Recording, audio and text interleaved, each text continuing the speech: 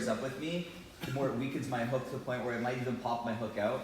But I have also my distance management frame here to kind of force Nabil into a staggered stance. Probably not the best idea for him to stand square to me anyways, because I'll be able to little chair him.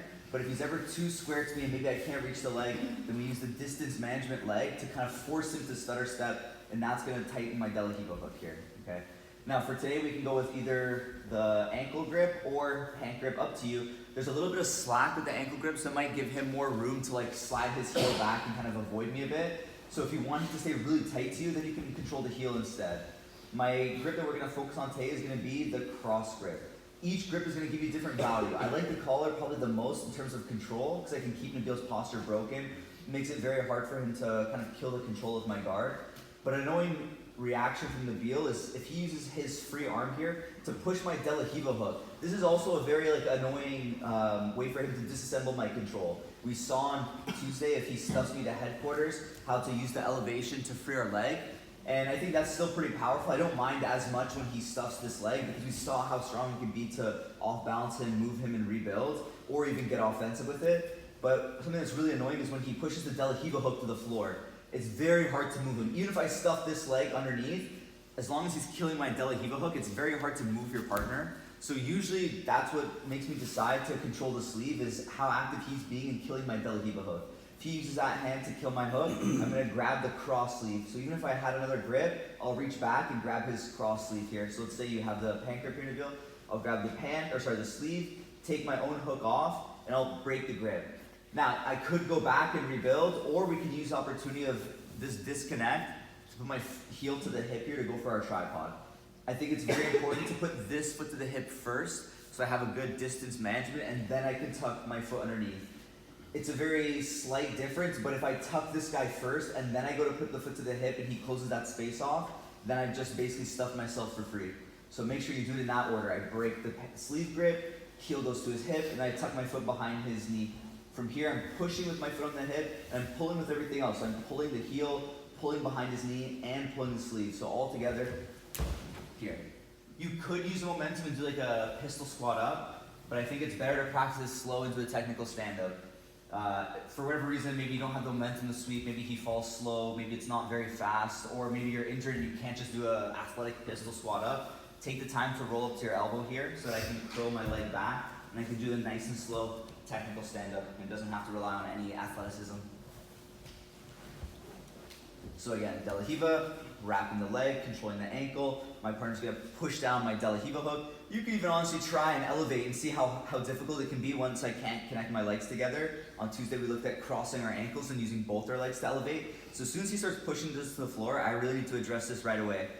Sleeve grip, break, my foot goes to the hip, and then I tuck my foot behind his knee.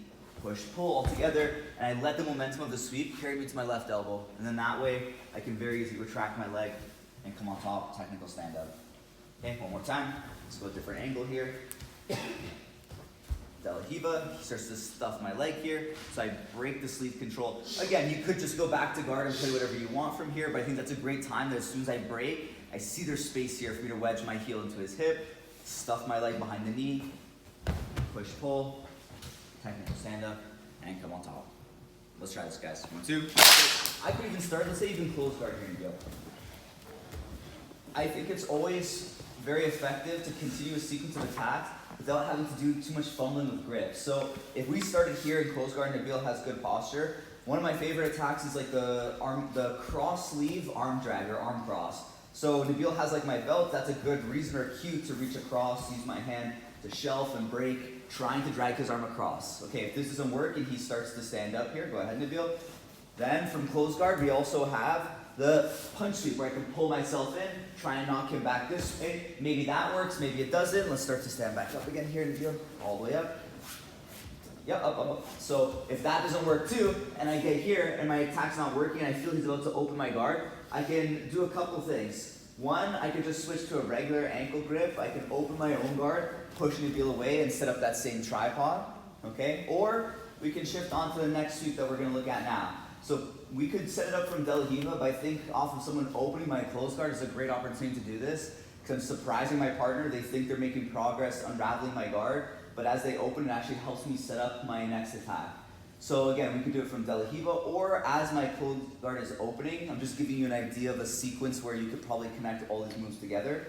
But I'm gonna keep that cross sleeve grip, and instead of going just with a standard ankle grip, you could do just holding the heel, but I'm actually gonna reach under, and I'm scooping like a punch grip. As I do that, my knee is gonna dip under Nabil's knee here. So you see how my foot is hooking his hip, and my knee is underneath his knee. Okay, now my free leg, I'm just gonna do like a big pendulum swing here. We have so many options. We call this K guard, basically because Nabil's leg and my leg are forming, I guess, the letter K. And we have a lot of attacks. I could switch to omoplata here, but I want us to work a back take very similar to what we did on Tuesday.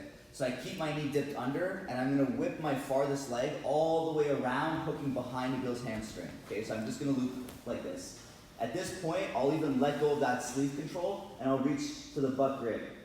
Okay, now, it's important for safety-wise, so that my leg doesn't get crushed or I don't hurt myself here, that I purposely shift on my side. I don't want to be flat on my back here, where if he drops his weight, my heel's going to go to my face. So when I start to throw in this hook, stay a little bit more posture here to build, I stay like on my side here.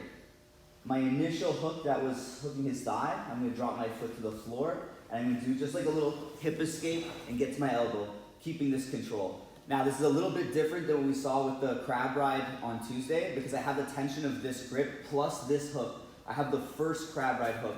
Instead, on Tuesday, we had the far crab ride first. So I keep this pant grip here, and I'm just up to my elbow, and now stay strong here, Nabil. I'm gonna use the grip and the tension of my shin behind his knee to scoot around. So it's gonna look kind of like this. And it's the same end result as what we did Tuesday, where I have the double crab ride and I'm ready to take the back. Two reactions we can get from him: either he leans really far forward, in which case it's gonna be pretty hard to climb. You still could use the tension, stay strong here, Nabil, on like the belt grip and my crab ride hooks to like pull myself on top. Or I think what's just easier is if I feel him leaning forward, I just grab both pant grips or both ankles and I just drop his knees to the floor. And then now I can take my time climbing, stapling, and chasing the back. And then we saw on Tuesday, if I get to this position and he's leaning too tall, then I can just reach for a belt, pant grip, pull him on top of me, extend him forward, seat belt, first hook, and then using that crab ride hook here to take him to the side before I throw my second hook in. Okay. So it looks, when you go fast, very complicated or fancy, but it's actually very simple. The reaction we need from our partner on top to practice smoothly is just to stay really rigid on top and maybe even lean forward a little bit so that you can really pull off of them. So again, this could be from close guard, or it could just be De La Riva. It could be same setup. I broke the grip. I want to go for tripod, but instead my hand on the ankle is going to reach underneath. I still put my hip pretty much, or my foot pretty much to the hip, but I want to dip my knee under. I think that's the most important part. Let's rotate here in a bit. So if I was in De La Riva, I could break the grip, foot to the hip, dip my knee under, and scoop grip here. Okay, I definitely need this scoop grip to pull myself a little bit closer to Nabil. My knee is to the inside of his knee, almost behind, you can see. And then pretty much I'm gonna use this far leg for momentum, so it helps me swing. I'm pretty much just gonna re-loop this so my shin goes behind his knee or hamstring here, like this. Oh, sorry, I caught up here. There we go. So when I re-loop this here, this foot even can hook like a deep De La Riva almost. It's not really a De La Riva because it would need to be over, but I can catch his hip with my foot to just keep myself attached to him.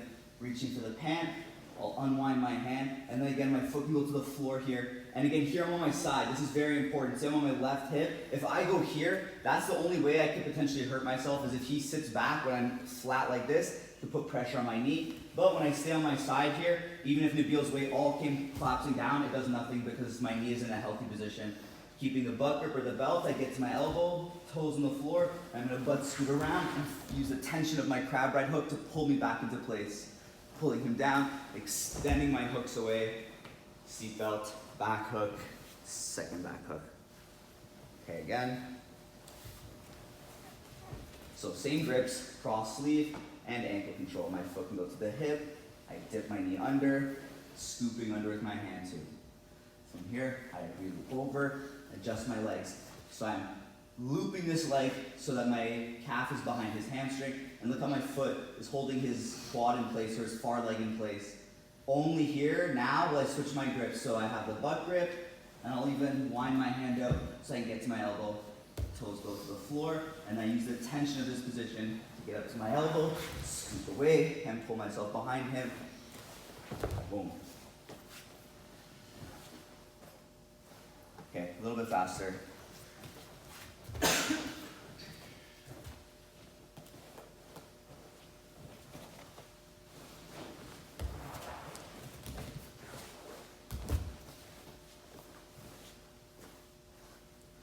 All right. Let's try this, guys. 1, 2.